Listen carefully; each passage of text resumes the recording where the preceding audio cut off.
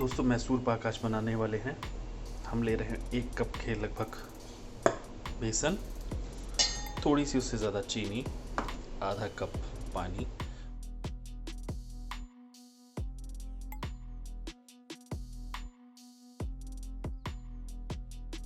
ग्राम बेसन, आधा 300 ग्राम तक घी और तेल। उसके अलावा दूसरे गैस पे हम चाशनी बनाने रखेंगे। तो हमने जो चीनी ली है ये डाल दी इसमें, इसके साथ ही आधा कप के लगभग पानी। बस बेसन हम यहाँ डाल रहे हैं बाउल में, और गुठली वगैरह देख लेंगे, गुठली तो नहीं रह गई है। पहले एक उबाल आती है हमारी चाशनी तैयार हो जाएगी। अभी इसको घुलने देते हैं। ये लगभग 1/4 कप है मैदे का। इससे ना टेस्ट अच्छा आता है और क्रिस्पी नस्ली बनती है। नहीं, ये सीक्रेट है हलवाई वाला। तो बस हमें गर्म ही लेना है। देख रहे हैं तो है ना, हमारा इस कंसिस्टेंसी में होना चाहिए। दिख रहा होगा आपको, बिल्कुल थोड़ा सा पानी से ज़्यादा, पर इसमें एक भी गांठ या गुठली नहीं हो, क्योंकि गरम हमने तेल घी डाला था, तो इसलिए इसकी सहायता या किसी चम्मच की सहायता से मिलाना ज़्यादा आसान रहता है। ठीक है, अब चाशनी देख लेते हैं। लगभग हमारी जो चाशनी है बन चुकी है, एक उबाला भी आ चुका है इसमें। ठीक है ना, आप चाहें तो इसमें दूध भी मिला सकते हैं, मैंने दूध नहीं मिलाया। अब चेक करते हैं इसकी कंसिस्टेंसी को, तो उससे आइडिया लगेगा कि भाई हमारी, देख रहे हैं चिपचिपी है पर एक तरह से कम। इलायची कूट के, ये गुलाब जल ज़्यादा नहीं, बस 2 4 5 बूंदे। तो जनाब इसमें हम थोड़ा थोड़ा करके अपना बैटर ऐसे ऐसे मिलाते रहेंगे। पहले थोड़ा मिलाया, फिर इसको घुमाया ऐसे ऐसे करके ना। बेसन फटेगा भी तो घबराइएगा मत, ठीक है ना। बस ऐसे ऐसे करके इसमें जो है मिलाते रहिए।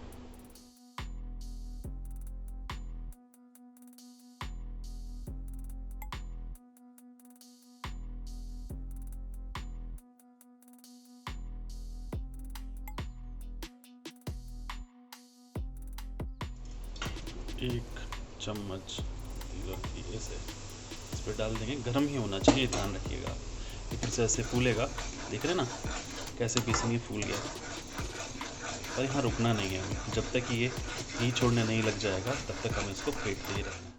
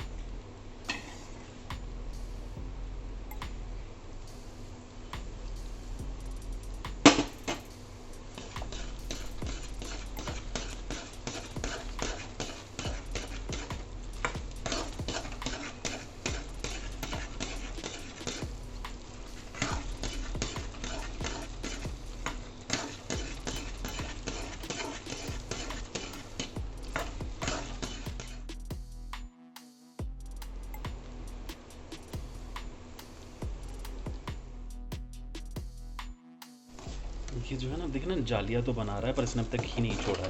तो ये पहचाना है कि अभी इसको थोड़ा सा और सेकना है। ठीक है जनाब, इससे हम थोड़ा और घी मिलाएंगे। देख रहे हैं अभी अब फैलने भी लग गया है, और लगभग जो है ये इस तरीके से आपको नज़र आने लगेगा। पर अभी भी क्योंकि घी उतना नहीं छोड़ा जितना कि मेरे को चाहिए, तो मैं इसमें और घी मिलाने वाला हूँ। अभी स्टेज पे आप देख रहे हैं ना, इसने रंग भी बदल लिया। पहले बहुत हल्का येलो था, अब डार्क येलो होने लग गया है। बस अब इसको ट्रांसफ़र करना है हमें एक थाली में। ये हमारा कुछ इस शेप में आ गया है। हम इसको ज़्यादा दबाएंगे नहीं, बस थाली को ऐसे ऐसे करके, ये गर्म है, ऐसे ऐसे करके हम करेंगे। ठीक है ना। और दूसरी बात जो थी कि जो एक्स्ट्रा घी और तेल निकला था ना, उसको हमने निकाल लिया था। ये आप देख रहे हैं, इतना लगभग 1/4 के लगभग घी तेल भी निकला था। तो दोस्तों हमारा मैसूर पाक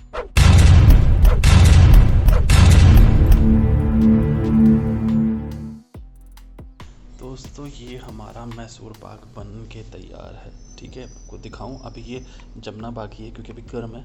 गरम गरम ही आपको दिखाता हूँ। मैंने पीस काट लीजिए, देखिए कैसी शेप आई है, शानदार। देख रहे हैं आप, बहुत गरम गरम। ऊपर से देखिए नीचे टेक्सचर भी बन करके आ गया है। तो आप घर में ज़रूर ट्राई कीजिएगा और बताइएगा। मैं थोड़ा टेस्ट भी करता हूँ इसको। क्या बात है, एक